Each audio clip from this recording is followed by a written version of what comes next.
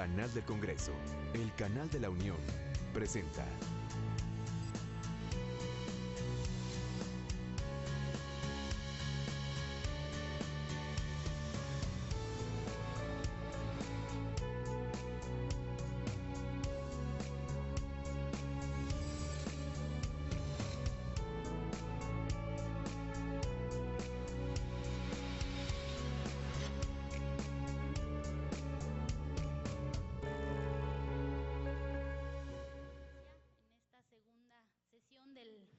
Del seminario Crisis del Capitalismo y Geopolítica del Mundo Multipolar. Vamos a iniciar hoy con la segunda sesión. Ya habíamos comentado, como teníamos en el programa, que hoy se estaría comentando sobre crisis del capitalismo o capitalismo en crisis, el fin del consenso de Washington en América Latina y el ALCA contra el ALBA. Esos serían los temas que estaríamos abordando el día de hoy, y entonces pues le damos también la más cordial bienvenida a nuestro ponente, Catu Arconada. Los dejo entonces con él, recordándoles nada más que es muy importante que puedan también registrarse en las listas de asistencia, que se está haciendo la transmisión también en vivo a través de la página del canal del Congreso. Pueden seguirnos en vivo, y que vamos a estar subiendo también los videos de las distintas sesiones. Entonces, bueno, les agradecemos su presencia y pues los dejamos con Catu.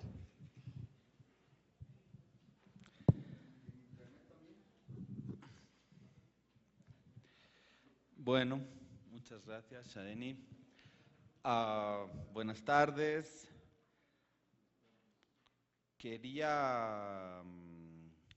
He seleccionado un pequeño vídeo para comenzar. En la medida de lo posible, pues voy a tratar de que tengamos la mayor parte de documentos o bibliografía multimedia también, en forma de documentales u otros. Os mandé por correo un documental, no sé quién lo ha visto. ¿Lo habéis visto? ¿Cuántos lo han visto o cuántas? Bueno, está bien. Pues muy mal, compañera. Bueno, como digo, en la medida de lo posible trataré de mandaros cositas sin agobiaros mucho, pero bien pequeños textos o documentales. Y el otro no daba el tiempo para ponerlo, por eso os lo mandé, porque es como 1:15 y nos hubiéramos comido pues casi las 2 horas del tiempo del seminario, contando que hay gente que llega tarde. Pero he seleccionado, como digo, un pequeño vídeo de 11 minutos.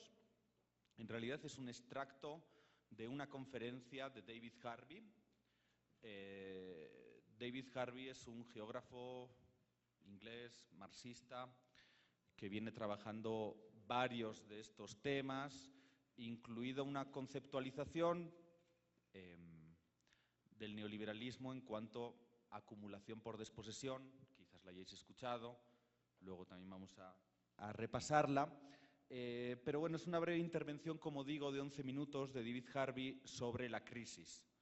Entonces, a modo introductorio, pues la vemos sin más y luego continuamos.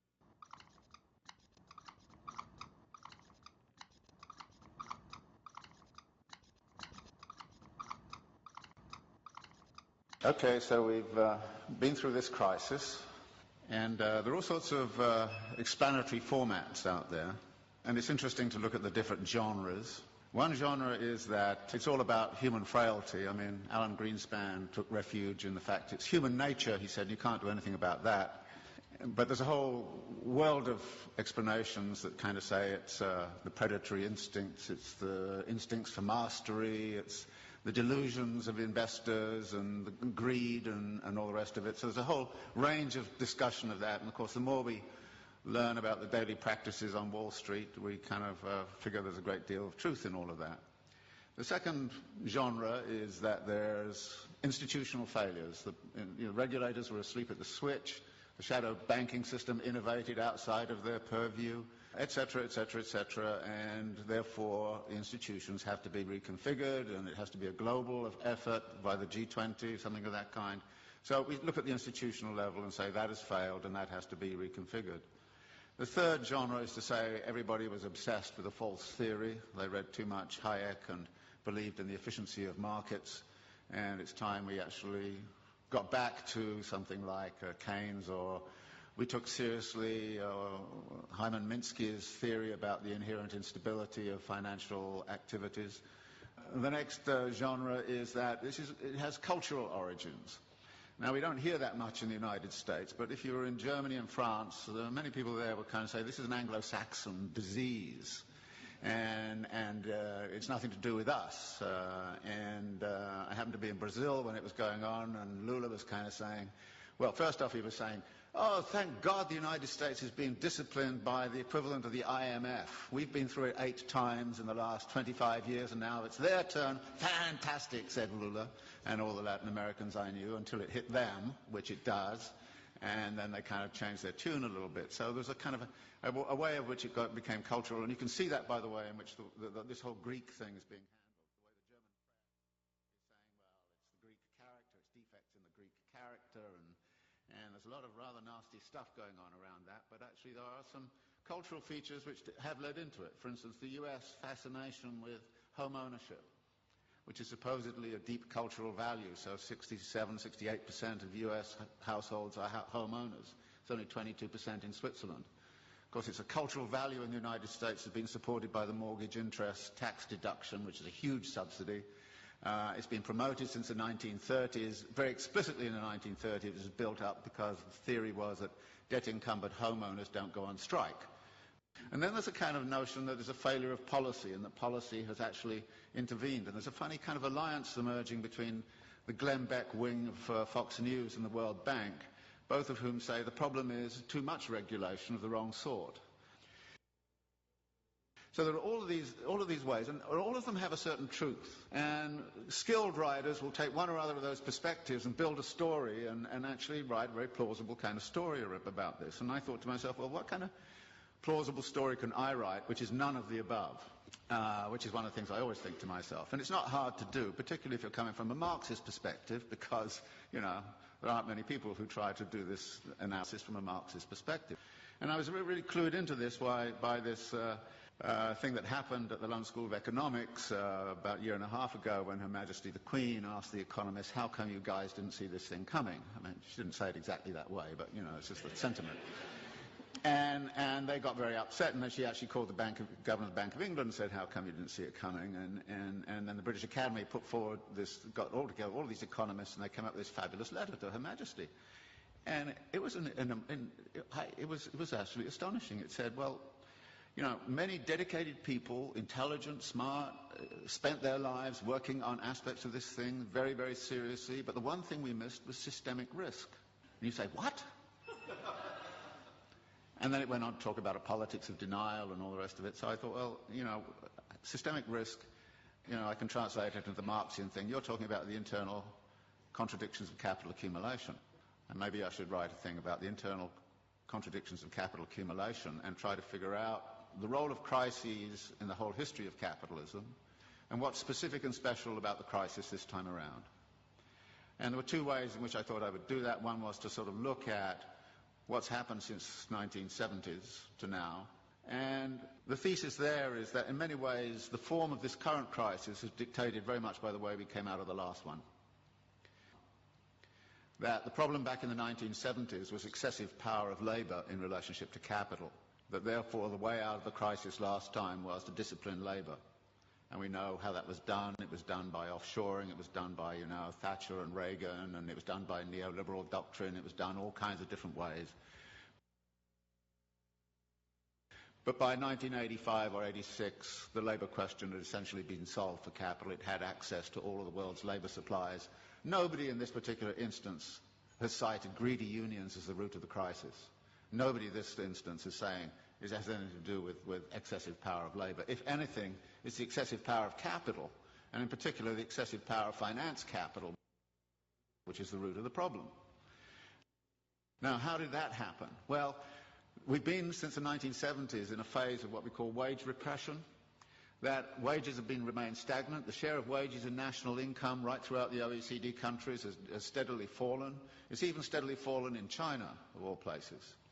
So that there are less and less being paid out in wages. Well, wages turn out to be also the money which buys goods. So if you diminish wages, then you've got a problem with where's your demand going to come from?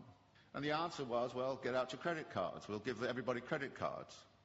So we'll overcome, if you like, the problem of effective demand by actually pumping up the credit economy.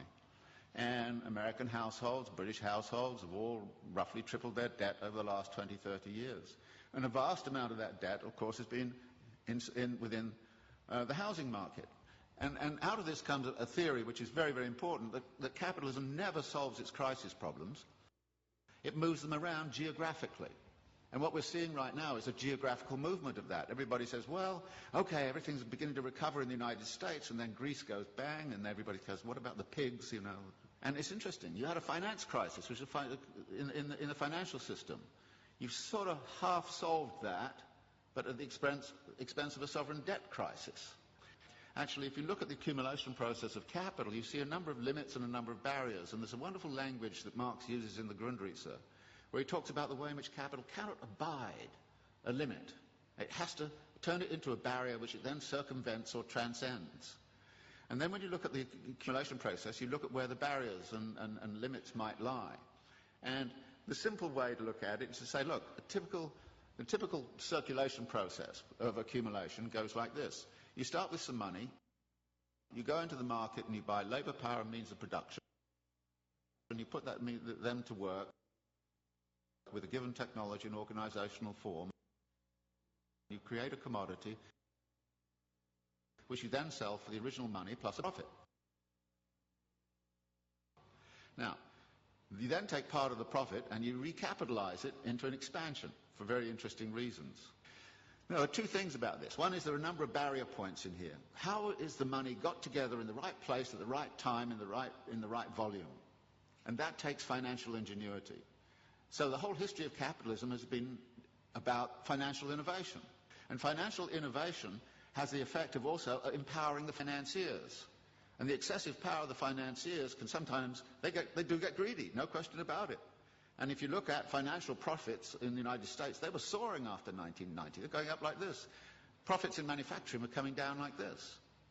And you could see the imbalance. In this country, I think the way in which this country has sided with the City of London against British manufacturing since the 1950s onwards has had very serious implications for the economy of this country.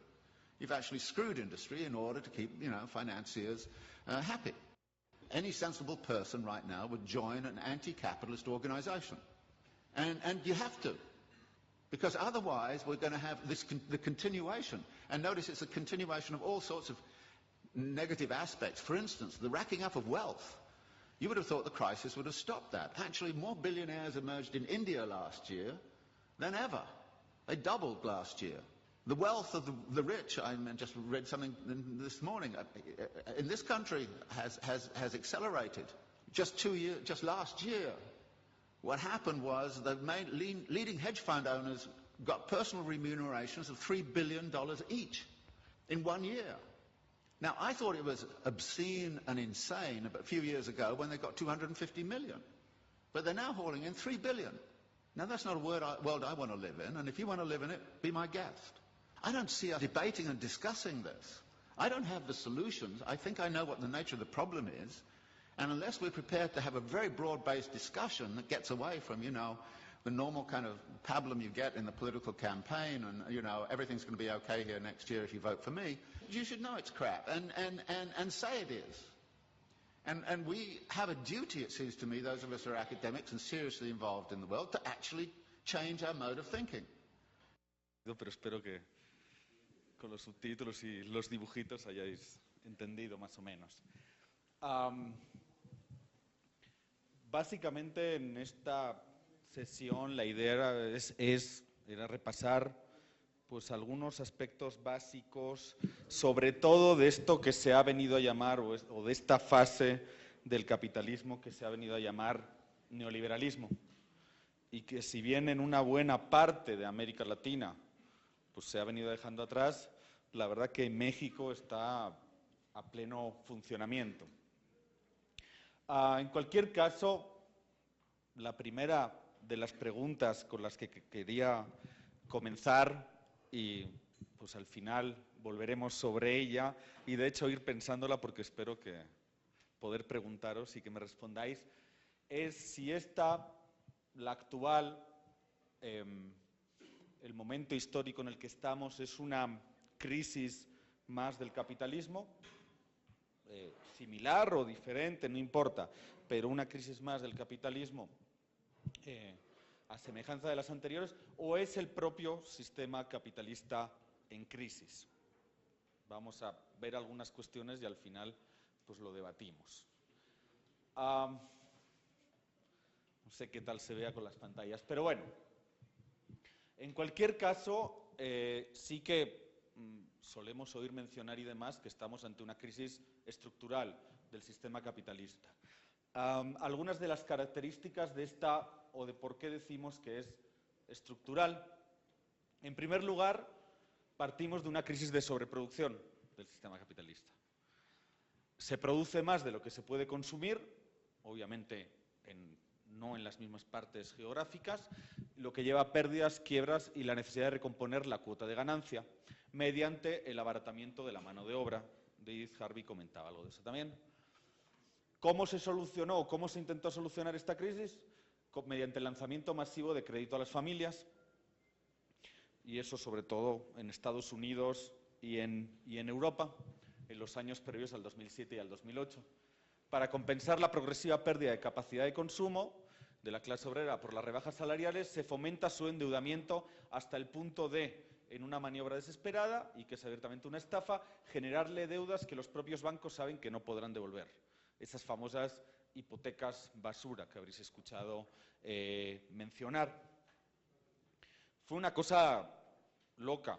Yo hasta el 2007 precisamente vivía en Europa, en el País Vasco, aunque venía mucho por América Latina, y realmente le hicieron creer a todo el mundo que podía vivir o que podía tener, o le hicieron creer a la clase obrera que era clase media de repente, y empezaron a poner el dinero muy barato, a regalarlo prácticamente, unos tipos de interés muy bajos, prácticamente se otorgaban créditos sin condiciones, y eso provocó, bueno, pues un endeudamiento masivo realmente, ¿no?, de toda esa clase media, en este caso europea, que comenzó, y lo he vivido por muchísima gente a mi alrededor, pues comenzaron a comprar departamentos y casas, se fue inflando, ¿no?, ese boom de la famosa burbuja inmobiliaria.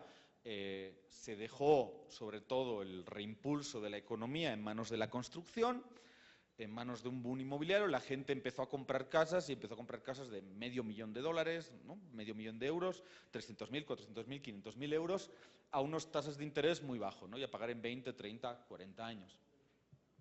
¿Qué sucede aquí? Crisis bancaria. Ante la incapacidad de tantas familias para pagar las deudas contraídas, los bancos sufren enormes pérdidas, lo que pone a todo el sistema capitalista en enorme riesgo de colapso en cadena. Realmente la gente, ¿no?, en cuanto se da esa explosión de la burbuja inmobiliaria, la gente empieza a no poder pagar los créditos que tiene contraídos. ¿Y qué sucede en este caso? ¿O por dónde fue la salida? Rescate bancario. Para evitar el colapso en cadena, los gobiernos se lanzan al rescate de la banca con fondos públicos. El coste masivo de estos rescates dispara la deuda de los gobiernos, por lo que se ven obligados a hacer ajustes en el gasto. O sea, es decir, creo que se va entendiendo el ciclo, ¿no?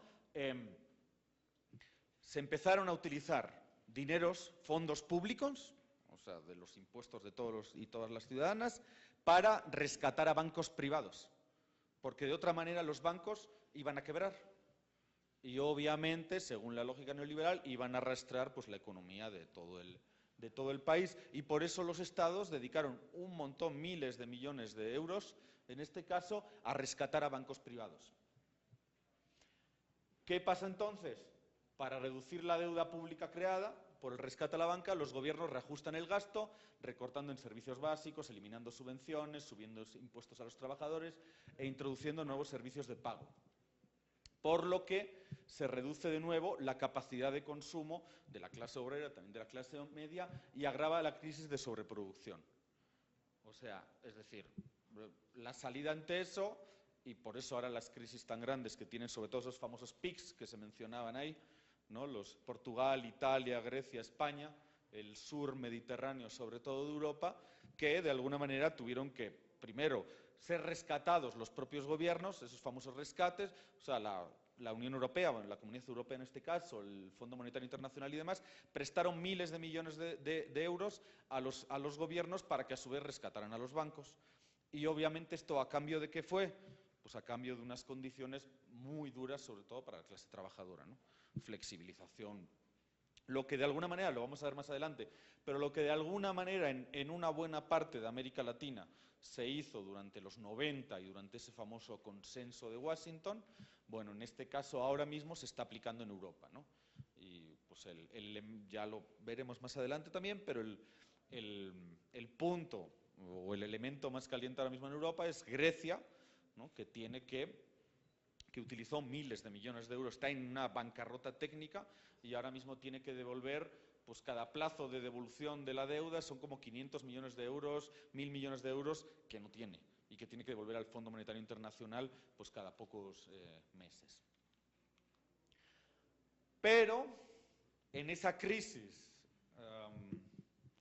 generalizada que explota en Estados Unidos, ¿no? con el crédito inmobiliario y en Europa, no pensemos que el capitalismo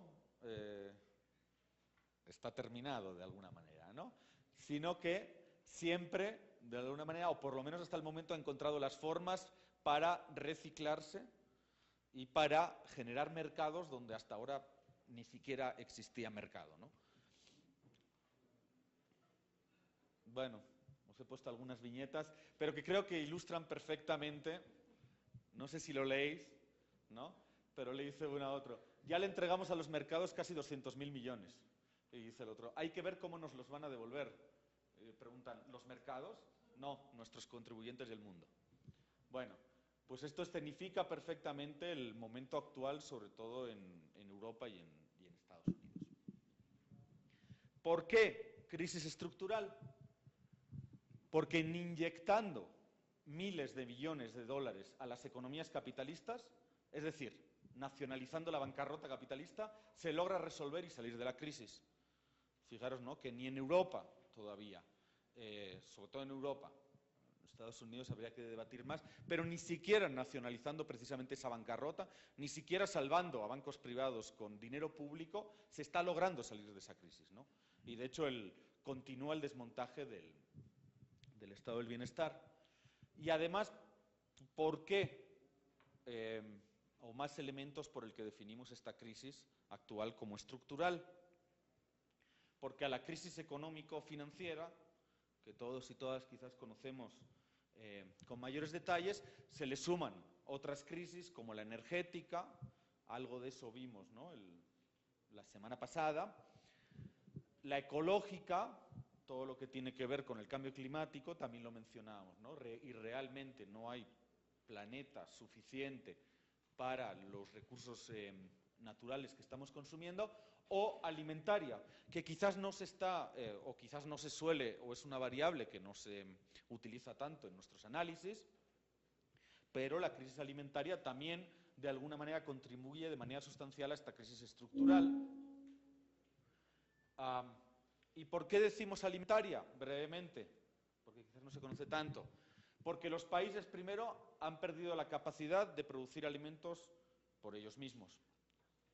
Porque hay una especulación con los alimentos. O sea, casi todos los precios, o de la mayor parte de los alimentos del mundo, por lo menos de los básicos, se marcan en una bolsa de valores que tiene sede en Chicago.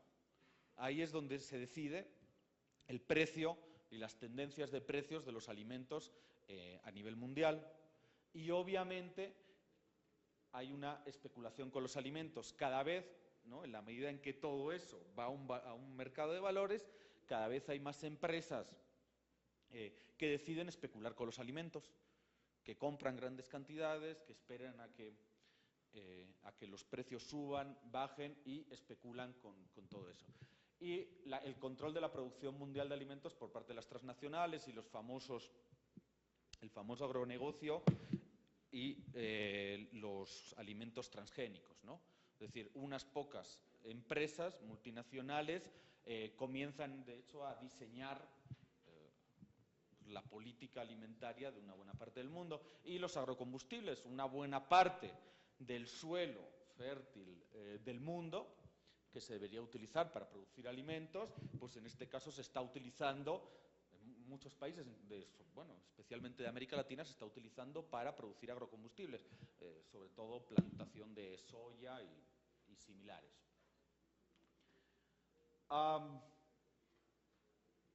Quiero recordar aquí un autor que me parece interesante. Dentro de la bibliografía básica tenéis algunos textos de David Harvey, de Naomi Klein, que hacen referencia a todo esto, ¿no? Bueno, ya os mandé el documental, igual el texto de Naomi Klein, que es como la introducción al libro, creo que está interesante, si queréis leerlo. El texto que seleccioné de David Harvey, que si no me equivoco es de su breve historia del neoliberalismo, pues también me parece muy interesante para que lo leáis, cuando tengáis tiempo. Aquí por lo menos quería recordar solo un par de ideas de un autor húngaro, marxista, István Mészáros, que es mucho más complejo, tiene una obra que se titula Más allá del capital, es mucho más denso teóricamente, pero sí quiero por lo menos traer a colación dos ideas de Mészáros. Mészáros utiliza un concepto que es llamado metabolismo social del capital. ¿A qué se refiere cuando él habla de metabolismo social del capital? Él habla de una tríada conformada por el capital, trabajo asalariado y el Estado. Tres elementos intrínsecamente relacionados, y lo que plantea es que no puede haber ninguna superación del capitalismo si no se superan esas tres dimensiones del mismo, esa tríada. Y Mészáros también, que por cierto influyó a muchos gobernantes también de América Latina, ahí tenéis a Hugo Chávez con Más allá del capital, con esa obra. Mészáros hace siempre la distinción entre capital y capitalismo. Él plantea que el capitalismo es una de las formas posibles de realización del capital, es decir, la fase histórica donde el trabajo se subsume al capital. Capitalismo pleno, lo llamaba Marx. Pero igual que había capital antes de la extensión del capitalismo, también hay capital en sociedades poscapitalistas. Y eso hace que la crisis de hoy en día no solo sea estructural, sino también global. También algo de esto, de otra manera, lo hablábamos la semana pasada. ¿Cómo se desarrolla eso que venimos definiendo como neoliberalismo? El neoliberalismo, tal y como lo conocemos, tiene su origen en Chile. En 1970 se produce la victoria de Salvador Allende, la primera victoria en muchos años en América Latina, en el que había una apuesta de la izquierda por la toma revolucionaria del poder mediante la vía insurreccional, mediante la lucha armada. Bueno, Salvador Allende, del Partido Socialista, diría socialista real, desde luego nada que ver con lo que ha derivado el Partido Socialista chileno actualmente, pero en cualquier caso Salvador Allende gana las elecciones en 1970 y comienza un proceso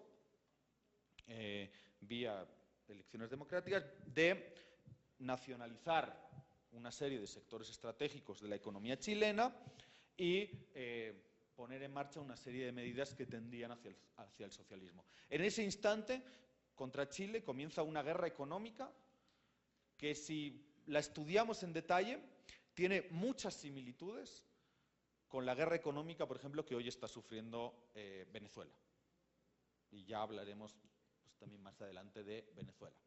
Pero en cualquier caso, hay un golpe de Estado contra Allende en 1973, del general Pinochet. golpe de Estado impulsado por la CIA, y ahí, bueno, eso ya está más que desclasificado y todas las informaciones son públicas. Y una vez que se da el golpe, muere Salvador Allende, se instala el régimen militar, llegan a Chile un grupo de economistas de tendencia liberal formados en la Universidad de Chicago. No sé si habréis escuchado hablar de los famosos Chicago Boys. Bueno, un grupo de economistas de la Universidad de Chicago que venían, o que su mentor era un tal Milton Friedman, también habéis escuchado, y que comenzaron a poner en marcha una serie de medidas en la economía chilena. Estas reformas económicas pues implicaban reducir el gasto fiscal aligerando el peso del Estado, o sea, desmontando toda la parte pública, una reforma tributaria y reducción de impuestos, reversión de las nacionalizaciones que se habían conseguido avanzar en esos 3 años casi de gobierno de Salvador Allende, privatizan la seguridad social, además de otros sectores estratégicos de la economía, abren, que eso siempre había permanecido en manos del Estado, abren la minería, ¿no? Chile tiene grandes cantidades de cobre, uno de los mayores reservas del mundo, abren la minería del cobre a la empresa privada y apuestan, mientras que en la mayor parte de América Latina se empezaba a imponer una tendencia keynesiana de la CEPAL, la Comisión Europea, de la Comisión Económica para América Latina y el Caribe de las Naciones Unidas, habréis escuchado también la sustitución de importaciones. O sea, es decir, se plantea un proceso de industrialización para sustituir, bueno, pues las exportaciones de, sobre todo, materias primas que una buena parte de países de América Latina realizaban. Bueno, ante esa política keynesiana que propugnaba la CEPAL, que precisamente tiene la sede en Santiago de Chile actualmente, plantean crecer a partir de las exportaciones y además para eso, pues de nuevo, abren las aduanas y reducen toda la cuestión de los impuestos, también a las exportaciones, etcétera, etcétera. Bueno, Chile de alguna manera es el inicio o el primer experimento que se hace del neoliberalismo. Chile fue un laboratorio, realmente, y por eso se tuvo que dar mediante un golpe de Estado para que pudieran llegar estos Chicago Boys, y Chile fue un laboratorio para lo que, bueno, esto es lo mismo, para lo que de alguna manera iba a venir después. Ahí fueron experimentando algunas políticas económicas que después dos personajes muy famosos también se encargarían de poner en práctica en Estados Unidos y el Reino Unido a partir de los años 80. Estos dos personajes están ahí, supongo sabéis quiénes son, ¿no? ¿Quiénes son? Ronald Reagan y Margaret Thatcher. Desde inicios de los 80 ponen en marcha una serie de medidas. La mujer de hierro, sí. Ponen en marcha una serie de medidas, como digo, en los Estados Unidos y el Reino Unido, que pasaban por la privatización de empresas y servicios públicos, la liberalización de la economía, una apuesta por el sector financiero, una negativa a desarrollar una política industrial a través de la intervención del Estado, y obviamente esto solo se podía hacer mediante la máxima flexibilidad laboral y la destrucción de los sindicatos. En el caso del Reino Unido es claro, Thatcher tuvo que enfrentar unas huelgas de la clase obrera, del sector minero sobre todo, muy intensas. La última duró muchos meses, no recuerdo cuántos, pero realmente consiguió disciplinar a la clase obrera, consiguió destruir los sindicatos y en ese sentido se puede decir que fue exitosa su política, ¿no? De hecho, uno de sus mayores éxitos fue de alguna manera, haber convertido al neoliberalismo al Partido Laborista. El Partido Laborista en el Reino Unido, como la izquierda socialdemócrata, en algún momento tuvo un ala radical, pero una vez que llegan los gobiernos de Blair y Gordon y alguno más, continúan prácticamente las políticas que había designado Margaret Thatcher, ¿no? ¿Pero quién estaba detrás de ella? Espera, terminamos y luego, si quieres, dialogamos. Y si en los 80 fueron importantes estos dos personajes para implementar el neoliberalismo, otro hecho crucial, otros dos hechos cruciales también tienen una especial relevancia en este desarrollo del modelo neoliberal, y es este otro personaje de la mancha en la cabeza. En 1987, Gorbachov, ¿no?, que era el secretario general del Partido Comunista de la Unión Soviética,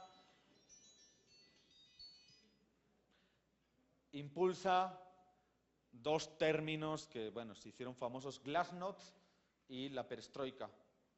Glasnost viene a significar apertura política y perestroika reforma económica. Impulsa esto en la Unión Soviética. Entre medio, en el 89, cae el muro de Berlín, y en 1990, entre 1990 y 91, se disuelve la Unión Soviética y hay 15 repúblicas que se independizan. Estos hechos, a finales de los 80 y a inicios de los 90, son claves para el desarrollo posterior del neoliberalismo. Ahora vamos a ver por qué. De alguna manera, creo que lo mencionábamos el otro día también, la Unión Soviética había optado por una planificación y distribución de la riqueza también en territorios centrales del capitalismo. ¿Y cómo se maneja el capital o qué formas adopta en estos casos? Bueno, en la medida en que existía el campo socialista, el capital permitió la creación de los famosos estados del bienestar, precisamente para contrarrestar, de alguna manera, la influencia de la Unión Soviética. Una vez que termina esa Guerra Fría, cae el muro, cae la Unión Soviética, se desmonta todo el bloque socialista, el socialismo real, comienza el desmontaje del estado del bienestar, ya en esos años. Y ese desmontaje, obviamente, se empieza a ver acelerado a partir del 2007 o 2008, ya cuando la crisis en Europa se agrava y comienzan a desmontar pues hasta los elementos básicos conseguidos durante años, por un lado de luchas sindicales y por otro, como digo, de concesiones del capital, pero incluso elementos centrales como son la salud y la educación, pues que hoy en día en Grecia, en España y en otros países están siendo privatizados. Llegamos a los 90 y en América Latina. Si en los 70 Chile había sido un laboratorio y en los 80 se había ya comenzado a desarrollar, implementar realmente el neoliberalismo en Estados Unidos y Reino Unido, en los 90 tenemos el Consenso de Washington, que es un concepto acuñado en 1989 para designar las políticas económicas que desde el Banco Mundial, el FMI y el Departamento del Tesoro de Estados Unidos se venían desarrollando, diseñando para América Latina. A ese Consenso de Washington adopta el nombre, a partir de su implementación, sobre todo en los 90, de neoliberalismo. Os he puesto una de las definiciones, sobre todo a partir de lo que viene trabajando David Harvey, que define el neoliberalismo como una teoría de prácticas políticas y económicas que promueve un bienestar para el ser humano, supuestamente, a partir del libre desarrollo de sus capacidades dentro de un marco institucional caracterizado por la propiedad privada y el libre mercado. El rol del Estado en el neoliberalismo se limita, porque lo que no es cierto es que el Estado se desmonta por completo. El Estado retrocede en muchos ámbitos, pero al Estado el neoliberalismo le asigna una serie de funciones, una serie de tareas. ¿Cuáles son estas tareas? Pues en las áreas donde no existe mercado, como decíamos, como puede ser el agua, la salud, la educación, el medio ambiente, el Estado tiene la obligación de crear un mercado. Y una vez creado, intervenir lo menos posible en él. Bueno, El proceso de implementación del neoliberalismo acarrea un proceso de destrucción creativa que viene a caracterizarse como acumulación por desposesión y que luego lo vamos a ver, pero tiene también mucha relación para poder implementarse con esa famosa doctrina del shock. ¿Cuáles son las 4 principales características que algunos autores, como David Harvey y otros, definen para la acumulación por desposesión? Bueno, 4, como digo. La primera de ellas, privatización y mercantilización, que es lo último que decíamos. Se abren nuevos campos a la acumulación del capital en territorios que hasta el momento no ofrecían rentabilidad. Los servicios públicos, agua, transporte, el llamado estado del bienestar, educación, vivienda social, pensiones o instituciones públicas como las universidades o incluso las prisiones, ¿no? Que pues, en Estados Unidos están privatizadas, por ejemplo. Todas las luchas que consiguieron obligar al capital a hacer concesiones ven cómo se retrocede ante este modelo de acumulación. Financiarización, segunda de las características de este modelo de acumulación por desposesión. Ahí, bueno, creo que no en el capítulo que os he puesto, pero sí en otros del libro, donde trabaja este tema de la financiarización, pues David Harvey aporta datos de cómo las transacciones financieras en los mercados internacionales pasaron de 2.300 millones de dólares en 1983 hasta los 130.000 millones en 2001. Los mercados financieros son uno de los baluartes de la actividad redistributiva a través del fraude, la extorsión y la manipulación del crédito y el valor de las acciones. Aquí también se produce la desposesión de, por ejemplo, los fondos de pensiones, que son sometidos a procesos de especulación.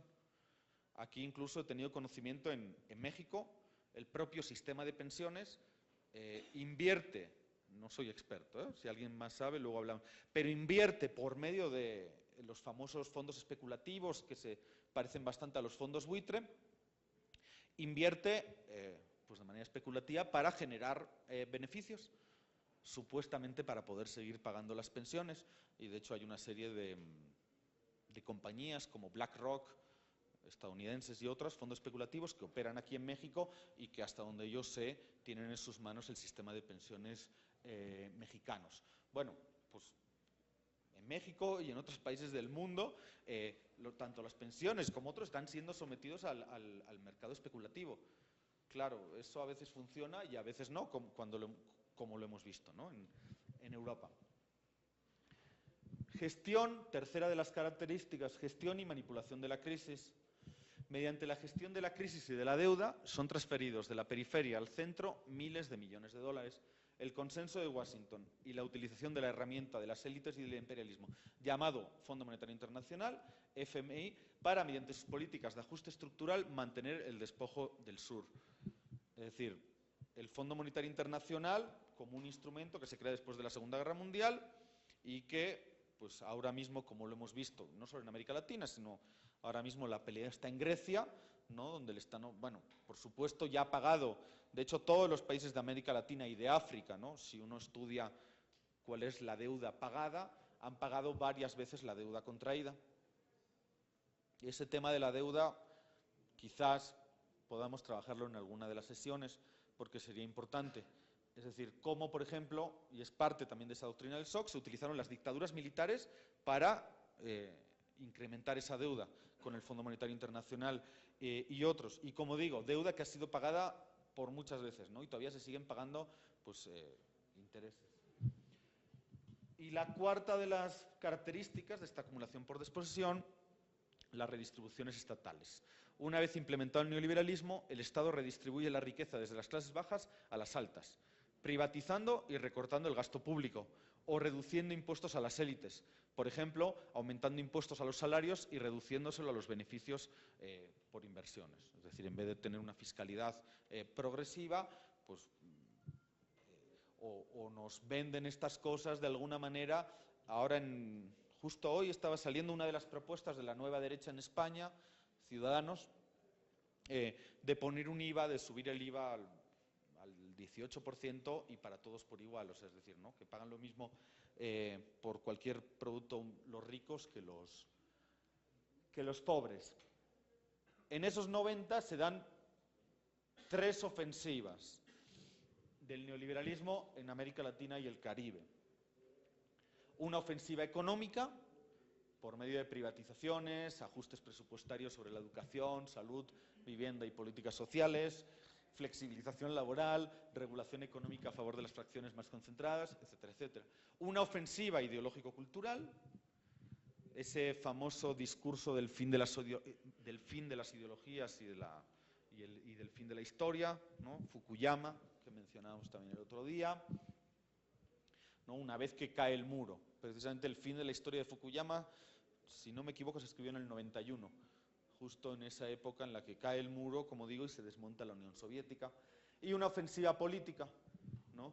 Con las reformas estatales neoliberales, retiro del Estado de sus funciones sociales hasta el nivel de desamparo social y sumisión a los centros financieros internacionales. Es muy curioso, pequeño paréntesis, lo diferente que es cuando uno explica y charla sobre estas cosas en una buena parte de América Latina, ¿no? En Bolivia, en Ecuador, en un montón de procesos, donde esto realmente es parte del pasado, ¿no? O sea, bueno, vengo de Bolivia, en Bolivia son 9 años de proceso.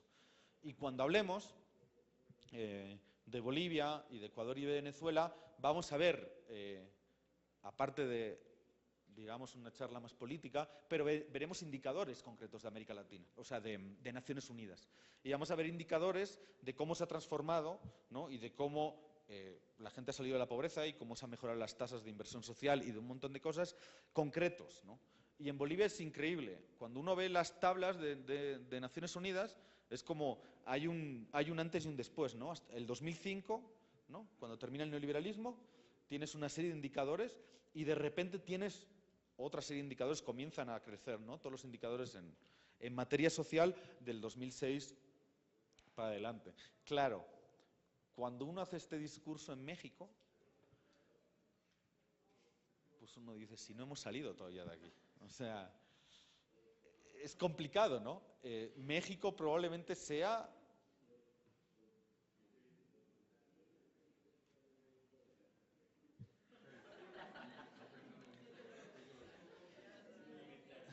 no, estoy pensando cómo.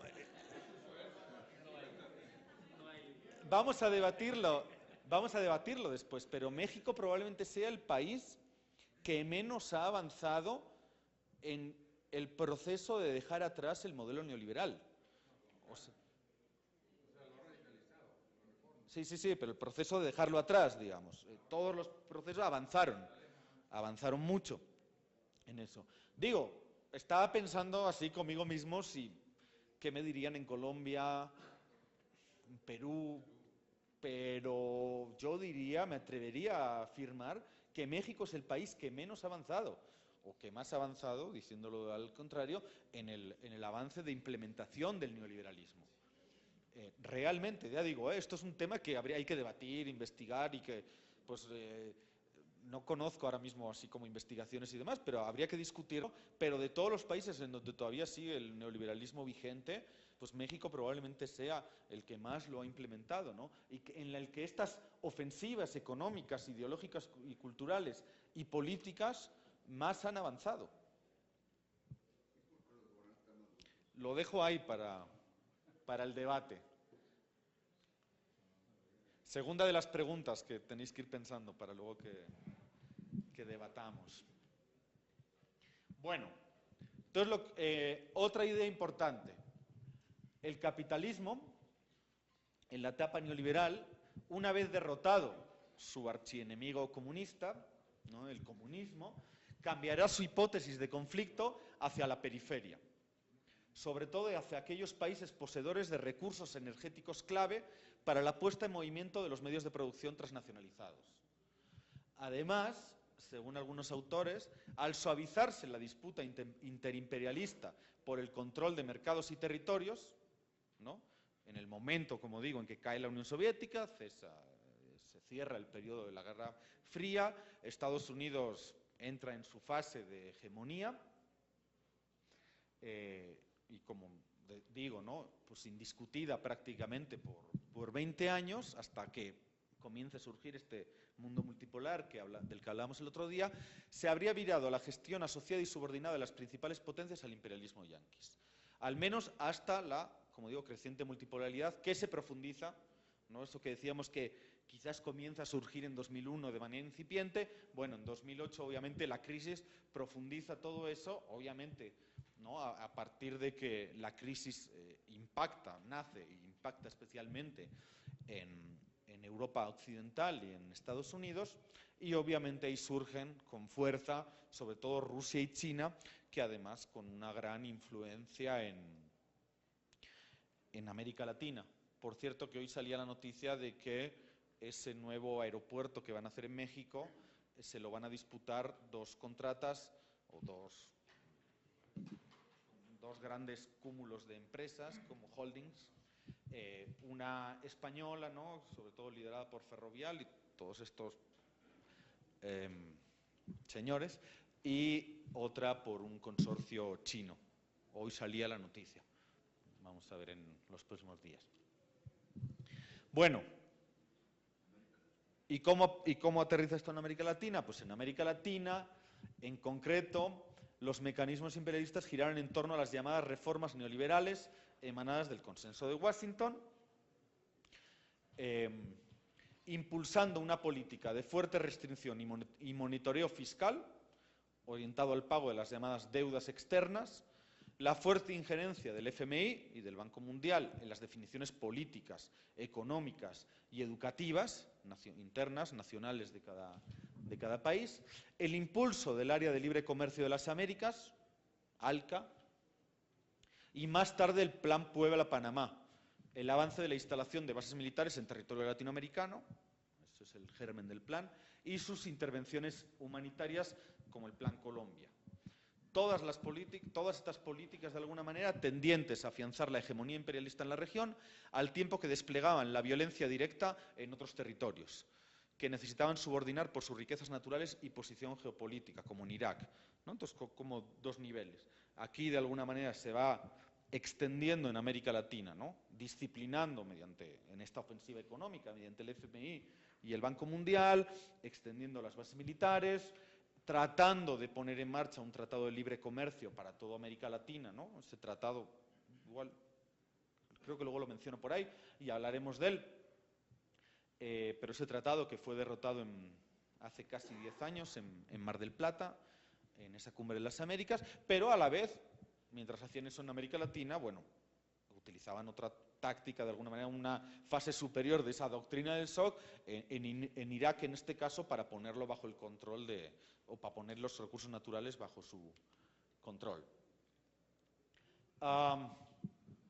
Bueno, habéis dicho que habéis visto una buena parte del documental, la doctrina del shock, pero pues mencionar un par de ideas, ¿no? Como decíamos, estas políticas de alguna manera pudieron ser implementadas en virtud de un fuerte disciplinamiento. Naomi Klein lo definió como doctrina del shock. Y este capitalismo del desastre consiste en aprovechar momentos de crisis, bien sean naturales, como tsunamis y otras cosas, o provocados por el hombre, como una invasión militar o otras, para desmantelar las instituciones y los bienes públicos, convirtiendo las crisis en oportunidades de mercado, ¿no? Y ahí de nuevo entra en juego, y el cabrón sigue, así como Milton Friedman, bueno, se murió hace no tanto, pero todavía en estos últimos años seguía tratando de teorizar todo esto, ¿no? Todavía digo, en los años 2000 y algo. Hay Naomi Klein, no sé si es en el documental, entiendo que supongo aparecerá también, yo por lo menos recuerdo del libro, ahí pone un par de ejemplos, ¿no? Pero digo, por poner uno solo, a quien no lo haya visto o leído, y además de los más recientes, ahora vamos a hablar de Irak, pero cuando el huracán Katrina en Nueva Orleans, en los Estados Unidos, esto lo desarrolla en el libro, no sé en el documental, ya digo, no recuerdo, pero cuando el huracán Katrina arrasa y ante la inversión pública que iba a hacer el Estado para reconstruir, por ejemplo, las escuelas públicas, ¿no? El que plantea una nueva fase, como digo, de generar mercados donde no los había y de poner valor a los bienes comunes, en este caso a la educación, y él que viene a plantear aprovechar esta crisis como una oportunidad de mercado, ¿no? Entonces dice, en vez de dar dinero o en vez de invertir en reconstruir las escuelas y todo el sistema de educación pública, démosle cheques de dinero a las familias de Nueva Orleans para que manden a sus hijos a colegios privados.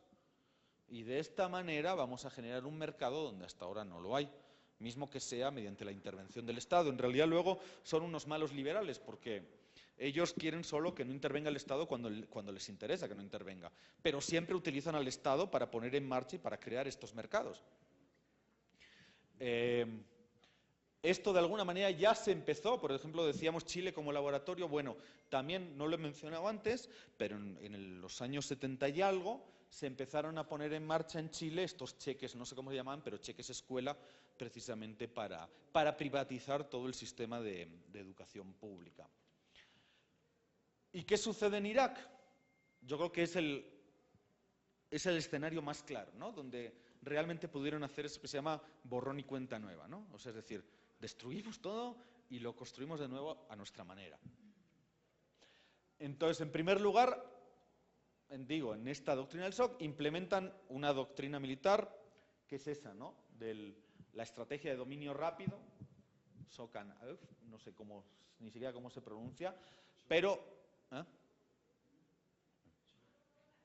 bueno, demostraciones rápidas y contundentes de fuerza para confundir al enemigo.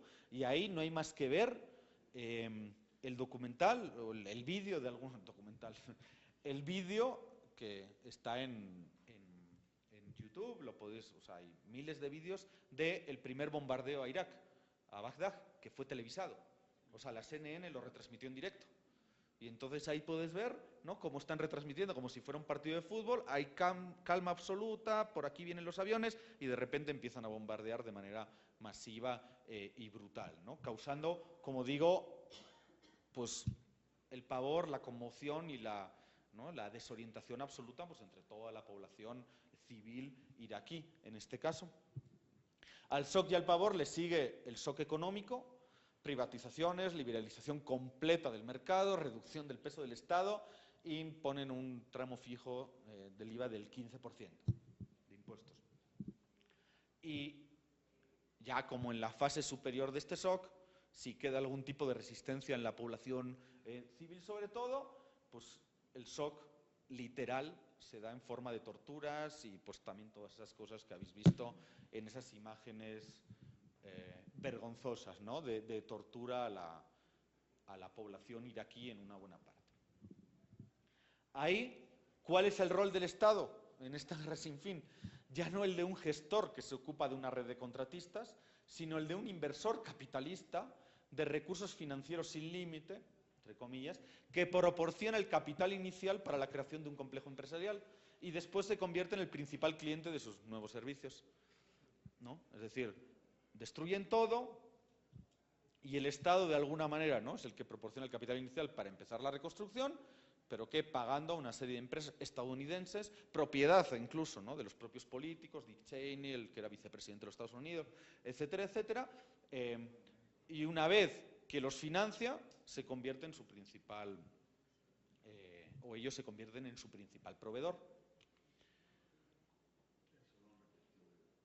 Esta doctrina del shock en América Latina tuvo también, como digo, ¿no?, en otros niveles, de otras maneras, pero también se tradujo en América Latina.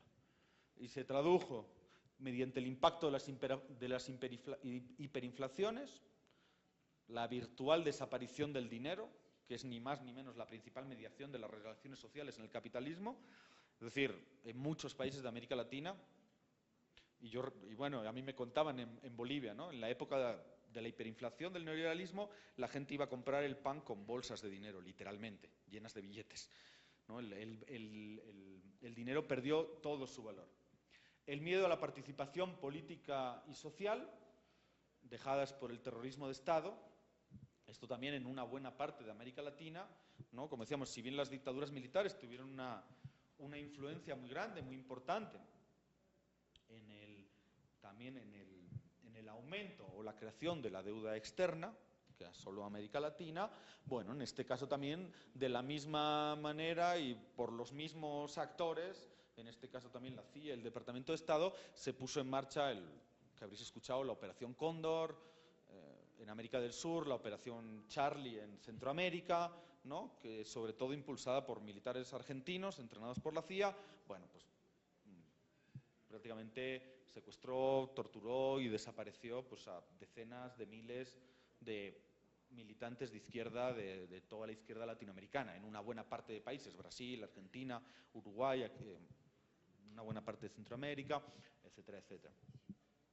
Y el otro elemento, ¿no?, con el que impactó en América Latina, pues la desocupación, pobreza y profundización de la competencia y división entre los trabajadores como expresión del crecimiento de un ejército industrial de reserva, que de alguna manera presionaba, ¿no?, a todo el sector asalariado, en la medida en que cada vez había más pobres, cada vez había más desesperación por obtener un empleo.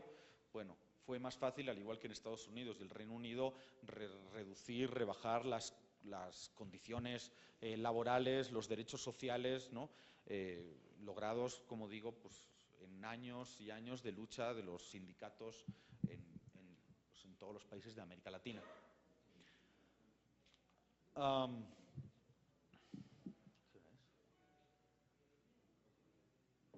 Bueno, ya voy. Aquí, para llegar, digamos, a estos últimos años y dejar un par de ideas de lo que ha supuesto la crisis en América Latina, aquí de alguna manera, en ese disciplinamiento del modelo neoliberal, implementación que hubo durante los años 90, como digo, no es el caso de México, pero podríamos hablar de un paréntesis, no sé si paréntesis, también lo dejo ahí en interrogantes, a toda esta imposición neoliberal que se da en una buena parte del continente, ¿no? Como digo, claro, aquí fijaros que o sea, la historia no es lineal, ni puedo ir como, ¿no?, década por década o cada 5 años y tratar de que el modelo siga. O sea, América Latina y el Caribe han tenido diferentes ritmos e intensidades. Como digo, México debe estar en la cola, ¿no?, de muchos de estos ritmos, pero de alguna manera, en esta implementación que se hace del modelo neoliberal, ¿no?, entre finales de los 80 y sobre todo los 90, hay un paréntesis en una buena parte del territorio o de la región. Y hay una serie de elementos que solo los menciono, porque hablaremos de ellos en otras clases, que conforman este paréntesis. Ya en el 94, ¿no?, podríamos... También es siempre complicado hablar de fechas y de cuándo comienza, ¿no? Mucha gente, teóricos o no teóricos, colocan el inicio de la resistencia contra el neoliberalismo en el 94, con el alzamiento zapatista, ¿no?, que aquí sí conocéis bien, y ese 1 de enero del 94 y ese Tratado de Libre Comercio. Pero ya en el 89, por ejemplo, había habido revueltas populares en Argentina, ¿no?, precursoras de las del 2001, y ya en el 89 se produjo el famoso Caracazo en Venezuela, que todavía es una especie de revuelta motinos, es decir, no tenía la condición, de alguna manera, dentro de una categorización, no tenía la condición de una rebelión popular todavía, ¿no? Rebelión popular podemos hablar quizás en el año 2000, en Bolivia, la guerra del agua, ¿no?, contra la privatización del agua. O sea, contra la implementación del modelo neoliberal, la privatización de los recursos naturales, de los bienes comunes. El 89 todavía es una revuelta, un motín casi de desesperados, ¿no?, de muertos de hambre, pero ya tenía una cierta conciencia, ¿no?, de las políticas que estaba tratando de implementar el Fondo Monetario Internacional. En el 92, de hecho, se produce el golpe cívico-militar del aquel entonces teniente coronel Hugo Rafael Chávez Frías también. Pero bueno, ya discutiremos también, ¿no?, cuándo comienza, cuándo no, cuáles son los ritmos, cuáles son los pasos, pero en cualquier caso, entre el 94 y el 98 se producen una serie de resistencias, y ahí está el alzamiento zapatista, está los famosos disturbios de Seattle, ¿no?, contra la OMC. En el 98 llega la victoria de Hugo Chávez en Venezuela, la primera victoria de un proyecto nacional popular, de izquierda, ya lo discutiremos también qué es, su caracterización. Después llegan las victorias de Lula en 2002, Kirchner en 2003, Evo Morales en 2005, Correa en 2006, etcétera, etcétera, ¿no? Las guerras del agua y del gas, como digo, 2000-2003, la rebelión popular en Argentina en 2001, ese que se vayan todos, la creación del ALBA en 2004, la derrota del ALCA en noviembre de 2005. De alguna manera, todo esto conforma, como digo, ¿no? No se me ha ocurrido una palabra mejor que paréntesis, y ya digo, ¿no? Todavía pensando de si es temporal, si es definitivo o cómo es, pero sí una serie de elementos que bloquean de alguna manera la implementación del neoliberalismo en América Latina, no en todos los territorios, no en todos los países, pero sí de alguna manera son una serie de elementos en muchos países que lo conforman. Bueno, todas estas cosas, más o menos entre las clases 3, 4, 5, 6 y 7, pues las iremos debatiendo. Entonces, para terminar, la crisis 2007-2008, ya como máxima expresión del neoliberalismo, en América Latina, ¿cómo aterriza? Bueno, os he puesto ahí. A partir del agotamiento de la alianza social que condujo la aplicación de las políticas neoliberales a principios del 2000 y el viraje de una parte de las burguesías latinoamericanas hacia alianzas con partes del pueblo en los países que dentro de este nuevo mapa nuestroamericano generaron el cambio en el rumbo de las políticas económicas, la crisis capitalista de 2008 no afectó demasiado. En comparación al propio centro del sistema, bueno, ¿no? Es obvio que su impacto más grave ha sido en Europa occidental y en Estados Unidos. En comparación al propio centro del sistema, el crecimiento, por el contrario, no se interrumpió, aunque disminuyó su ritmo. Y las políticas redistributivas siguieron su curso, en la mayor parte también de América Latina, ¿no? Desde eso que veremos y he llamado el núcleo duro bolivariano, digo, Bolivia, Ecuador, Venezuela, hasta Brasil, Argentina, Uruguay, luego Centroamérica, ya digo, con mayor o menor intensidad, pero sí las políticas redistributivas se han producido y de alguna manera ha habido un crecimiento de la economía. Este año va a ser el primero que Brasil no va a crecer, pero Bolivia va a estar creciendo en torno al 6-7% este 2015, que es el mismo ritmo de crecimiento que China, por ejemplo. Obviamente con una diferencia muy grande del PIB. Lo que generó un sostenimiento del nivel de consumo que, sumado a la renacionalización de las empresas de servicios públicos y de los bienes comunes naturales gestionados por el Estado, dinamizaron las economías nacionales.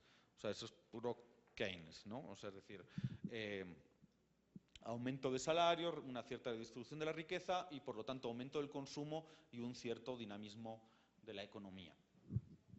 Sin embargo, os he puesto, estas economías comienzan a mostrar sus límites desde hace un par de años, sobre todo porque no se ha producido una desconexión, como algunos teóricos, una persona a la que admiro mucho y no sé si lo llegué a meter, pero bueno, un buen amigo y compañero, Samir Amin, uno de los grandes teóricos que ha tenido el sur y digamos, el tercer mundo, como él mismo y Fidel lo venían definiendo, han propugnado siempre esta desconexión, ¿no?, con las economías capitalistas. ¿Qué sucede? Y ahí os pongo, que se produce un desarrollo económico capitalista en estos países progresistas, con mayores grados de soberanía y más redistribución de la riqueza, con lo que venimos definiendo como hilillos de socialismo, ¿no? Es decir, no son procesos que se puedan considerar socialistas, pero de alguna manera están produciendo todos estos adelantos, esta redistribución de la riqueza, etcétera, etcétera, a partir de podríamos decir, y lo veremos en las siguientes clases, a partir de un capitalismo de Estado dentro de un sistema mundo capitalista. Por eso también los límites, de alguna manera, para poder decir que son procesos socialistas, ¿no? Pero, en cualquier caso, sí que ha habido un avance, pero también estos dos últimos 1 o 2 años están empezando también incluso a verse los límites de estos procesos, ¿no? Hasta dónde van a poder llegar, digo, dentro de este modelo de capitalismo de Estado dentro de un sistema mundo capitalista. Y esta crisis hoy, pues podríamos colocarla como 3 dimensiones, en realidad 4, ahora vemos la cuarta, pero como que tendría 3 dimensiones. La crisis hoy actual en América Latina. La primera dimensión de la crisis es coyuntural y está dada por el estallido financiero producido por la hipertrofia y el descontrol financiero, lo que hablamos antes. Una crisis de sobreacumulación y especulación financiera. Pero a diferencia de las otras, lo que hemos venido repitiendo varias veces, afecta a los centros capitalistas, generando un alto impacto recesivo. La segunda dimensión es el trasfondo productivo de la crisis, que se traduce en un nivel de sobreproducción intenso, siempre en relación, obviamente, no a las necesidades humanas, sino a la reproducción del capital, producto de la competencia ciega por el beneficio entre grandes transnacionales. La diferencia con otras crisis de sobreproducción anteriores es que esta, otra idea que hemos repetido varias veces, la semana pasada y esta, tiene una escala global. No está restringida a un país, sino que se verifica en todo el planeta. Resultado también de que hoy en día las empresas transnacionales pues, abarcan una buena parte de territorios geográficos del mundo. Y la tercera dimensión que han venido trabajando algunos autores como Claudio Katz, de Argentina, y otros, remite a las desproporcionalidades globales que se expresan en la existencia de un polo de sobreconsumo, subahorro y subinversión en Estados Unidos y otro polo en China, justo lo contrario, bajo consumo, sobreahorro y sobreinversión. ¿Qué genera esto? Un enorme déficit comercial en Estados Unidos y una multitud de capitales en la región asiática. Esa de alguna manera vendría a ser una dimensión importante de la crisis. Y la cuarta dimensión, o la otra dimensión, es la dimensión histórica, en la que además de las contradicciones intrínsecas que constituyen tendencias de largo plazo, se suma en la actualidad el riesgo mismo de supervivencia del planeta y las especies que lo habitamos, por la destrucción sistemática y agravada que produce el capitalismo en su avance a escala mundial. Es decir, la cuestión de la crisis climática y el calentamiento global. Y ahí es otro ejemplo claro de cómo el sistema capitalista trata de crear mercados donde hasta ahora nunca jamás existieron.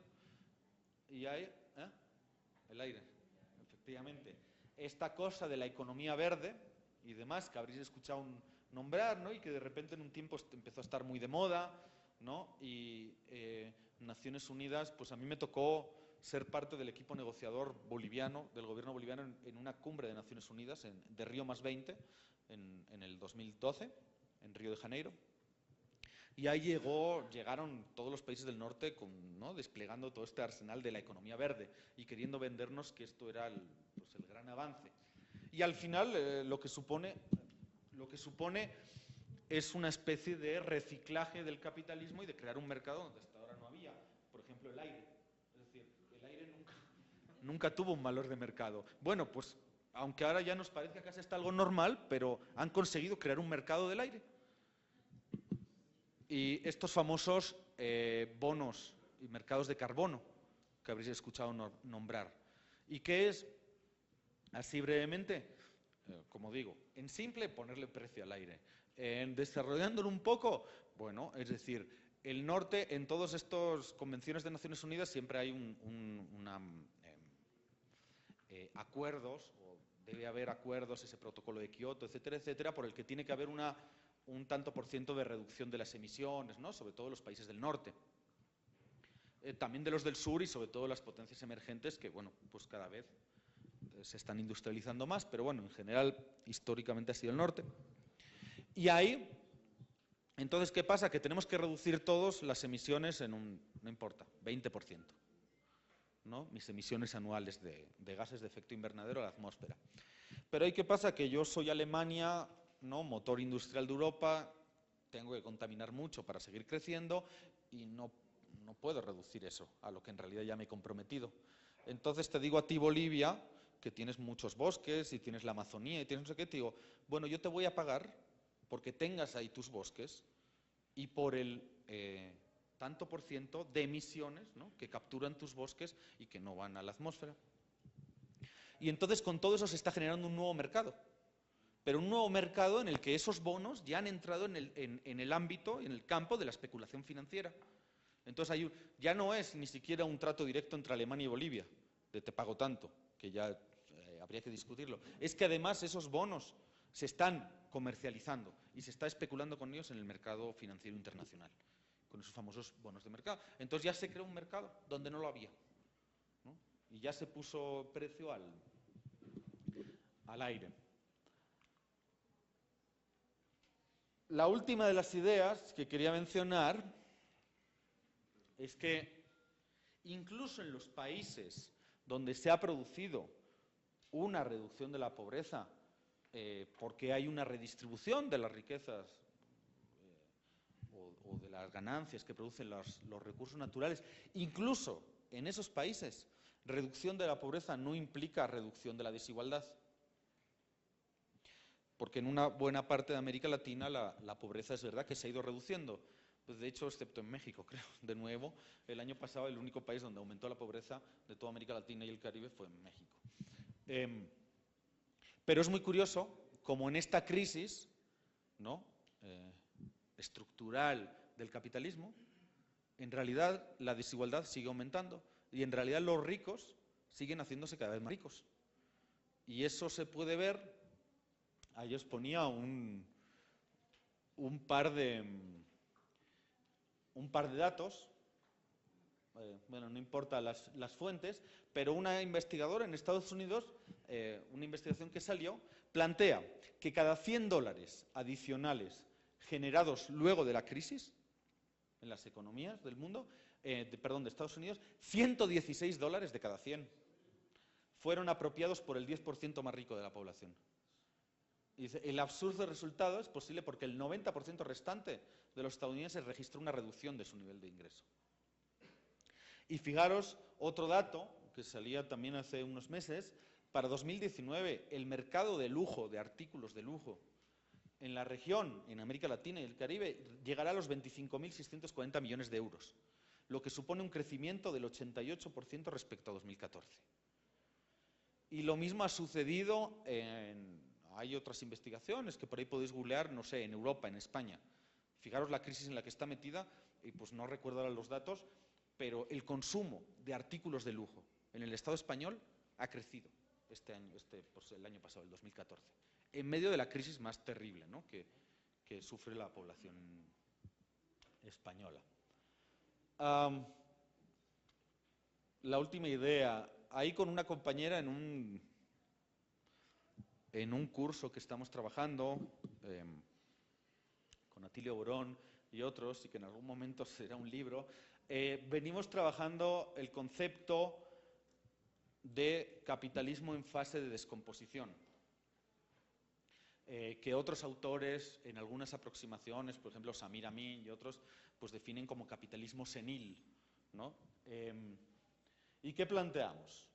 Que en las últimas décadas el capitalismo ha dado muestras de incapacidad para garantizar la reproducción de la vida de un volumen importante de la población, en condiciones consideradas socialmente normales. O sea, es decir, el capitalismo, o planteamos que está en una fase de descomposición porque cada vez tiene más dificultades, realmente, más allá de otras consideraciones, para garantizar unos estándares de vida mínimos y dignos a una buena parte de la población.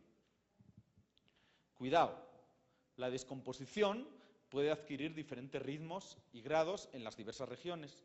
Incluso puede no haber comenzado en algunas, pero sí ya es un rasgo global del sistema.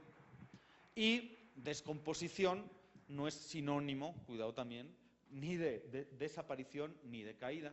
La descomposición es una forma de organización social que remite a la dificultad de su reproducción en las relaciones que le son propias y que puede durar todavía siglos, o no.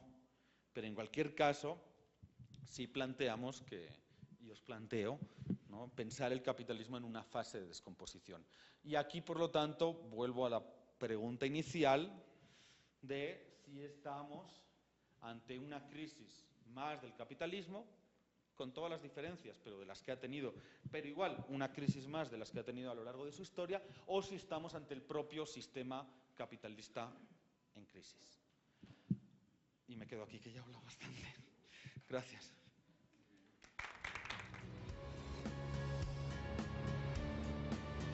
Canal del Congreso, el canal de la Unión, presentó.